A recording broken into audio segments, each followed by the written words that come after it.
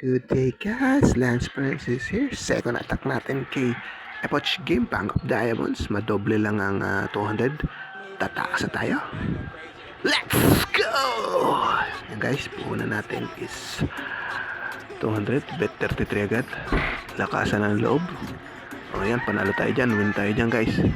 Wala ko lang mga 50. So dito guys, normal price lang ang ginagawa natin.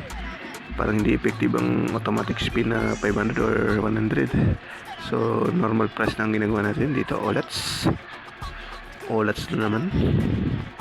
Bet 33 tayo guys dyan guys. Olats pa more. So yan.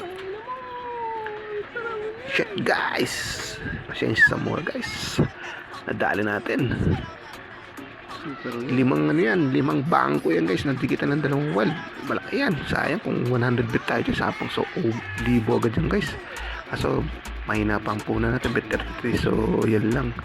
Okay, super win, no? Malaking halaga na yan para sa sa 200 pesos na puna. So guys, win na tayo dyan ng 387 pesos. So pwede na tayo dyan tumakas guys, diba?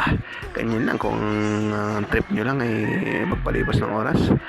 Kumurot-kurot lang sa mga apps tulad ng Epoch, di ba guys? So yan guys, tapos nakuha pa natin yung may baboy doon. Nakuha niya pa yung pera sa itaas. Pag may lumabas na baboy na may dalang pera, yan, laki talaga ang premyo pag nadali mo yung bangko guys. So yan guys, 587 na tayo. So cash out natin to is 537 kasi need iwan ang puhunan sa account 50. Yan guys.